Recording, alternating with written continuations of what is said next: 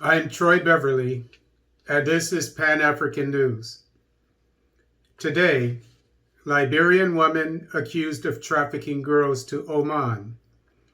5 dead after clash in Chadian gold mine. Darfur militia leader stands trial at The Hague. South African schools still unequal. Kenya to install fiber optic cables in pipelines. Ethiopia begins exporting blueberries. Mozambican €47 million solar panel to power 135,000 customers. Liberia, woman 34 faces trial for trafficking Liberian girls to Oman. This article is taken from the Liberian newspaper Daily Observer. Retina Capehart, 34, is being prosecuted by Criminal Court A at the Temple of Justice in Monrovia for allegedly trafficking several Liberian girls to the Middle East state of Oman. The defendant, known simply as Aisha, is said to have orchestrated the trafficking ploy by convincing her victims into believing that they were traveling to the Middle East under an arrangement where better job and living opportunities were awaiting them. She was arrested by the police following a complaint filed by a 24-year-old woman who alleged that she and her sister were trafficked by the defendant to Oman under similar circumstances. During testimony, the witness testified that the defendant extorted $300 or $500 from them to have them enrolled and taken to the Kingdom of Oman, where she claimed they would be paid the monthly salaries of $700 or $800 upon their arrival. She narrated that when they arrived at Oman's airport, a lady came to pick them up and said that they would be working in various homes, contrary to what was previously discussed.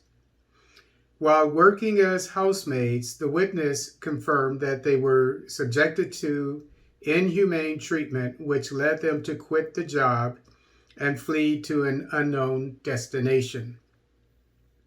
The witness also confirmed that while in the Kingdom of Oman, they also experienced serious bodily injuries, pain, trauma, and were sexually abused by their employers.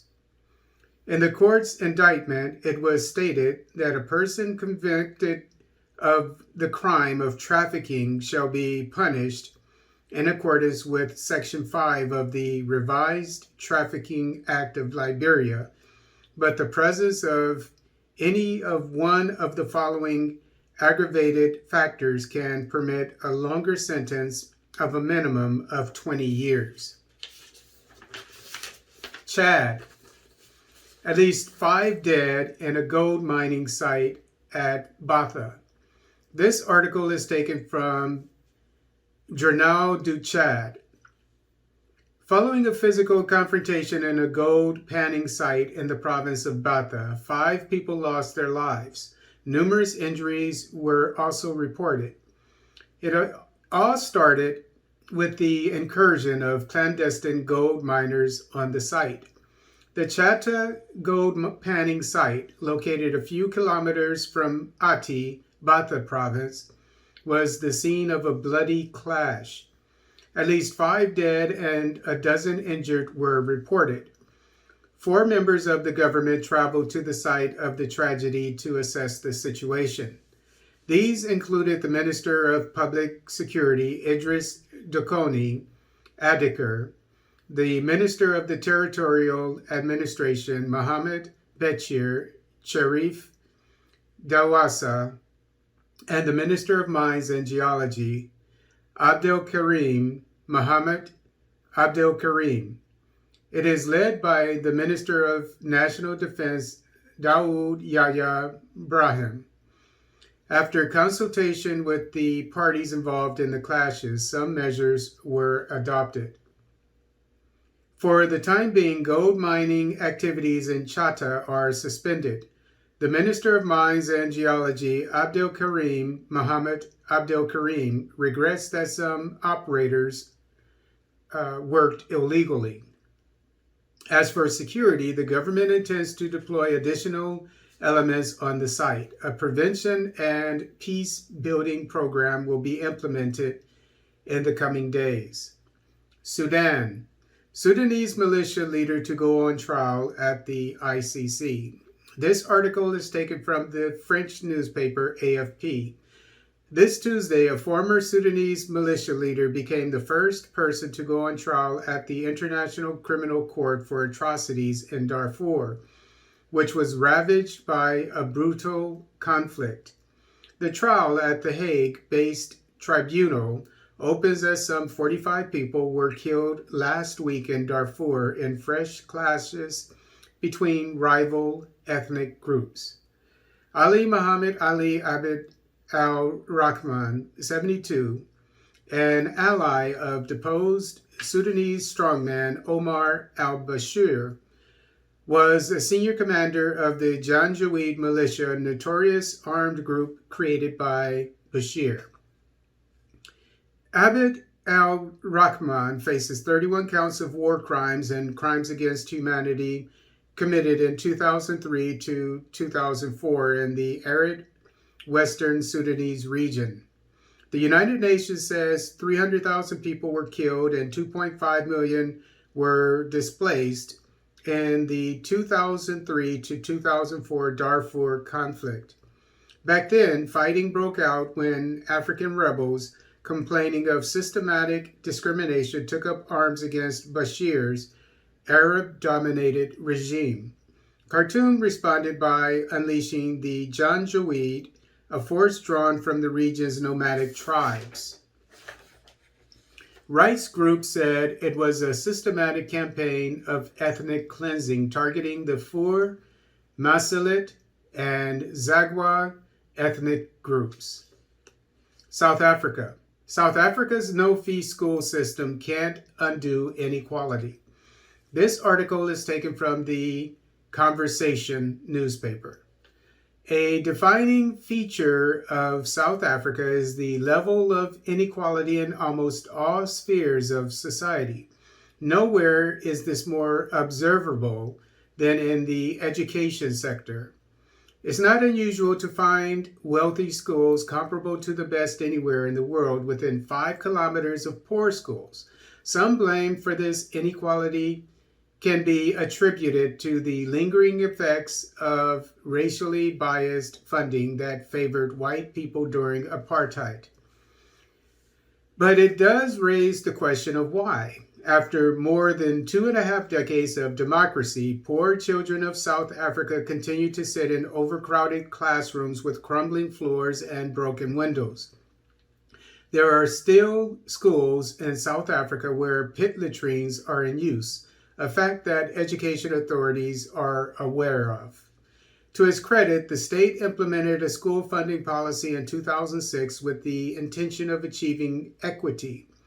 This no-fee school policy ranks public schools according to 5 groups or quintiles.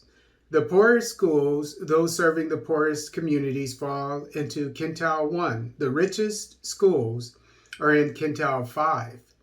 Schools in quintiles 1 to 3 cannot charge school fees.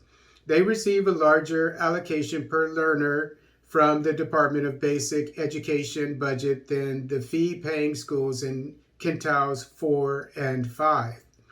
Poor schools have lost fee-paying parents to better resource schools, so poor schools get poorer while richer ones benefit.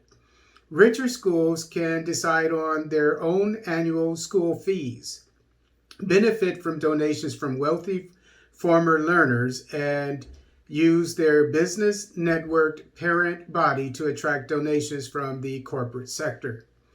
Kenya. Kenya Pipeline ventures into internet business, launches fiber optic cable. The East African is where this article comes from. The Kenya Pipeline Company, KPC, on Thursday launched its fiber optic cable that will run from Mombasa port through Nairobi to Kisumu and Eldoret in western Kenya. The state corporation is conventionally mandated to transport petroleum products from Mombasa port to the hinterlands in Kenya, Uganda, Rwanda, Burundi, South Sudan, eastern DRC, and parts of northern Tanzania. But it is venturing into a new product line as it seeks to create a new revenue stream while improving the country's internet connectivity. The company said it acquired a Tier 2 licensing from the Communications Authority of Kenya, CA, in 2018, allowing it to deploy communication infrastructure with a guarantee of regional coverage, joining 22 other licenses under the Tier 2 obligation. The launch comes a week after state-owned telecommunication firm Telecom Kenya unveiled the Pakistan and East Africa Connecting Europe, PEACE, sea cable in Mombasa. Ethiopia, Bahir Dar Fresh begins blueberry export. This article is taken from Ethiopian Monitor. Bahir Dar Fresh Public Limited Company, a private firm engaged in the production and export of fruits, has begun exporting blueberries to the international market, Ethiopian horticulture experts said. This export is the first of its kind in Ethiopia, announced the Ethiopian Horticulture Producer Exporters Association, EHPEA, in a statement on Monday. The company launched the first export from its farm near Bahir Dar, capital city of Amhara region. It will now create 800 jobs and generate $2.5 million per year when it fully develops its 45-hectare farm in the coming 2 years, the company said. Fruits make a significant contribution to Ethiopia's annual agriculture exports, which generated $531 million revenue in the previous 2020 to 2021 fiscal year. Mozambique. Mozambican president inaugurated the country's largest solar power plant. This article is taken from the Mozambican newspaper Stop. This Friday, the Mozambican president Felipe Nyusi inaugurated the Metoro solar power plant in Cabo Delgado province in the north of the country. The objective is to guarantee the reinforcement of the energy supply to more than 135,000 people. The infrastructure began to be built in 2020, consists of 125,000 panels made in China, has a 41 megawatt capacity, and can inject 69 gigawatts per hour into the electricity of Mozambique EDM grid.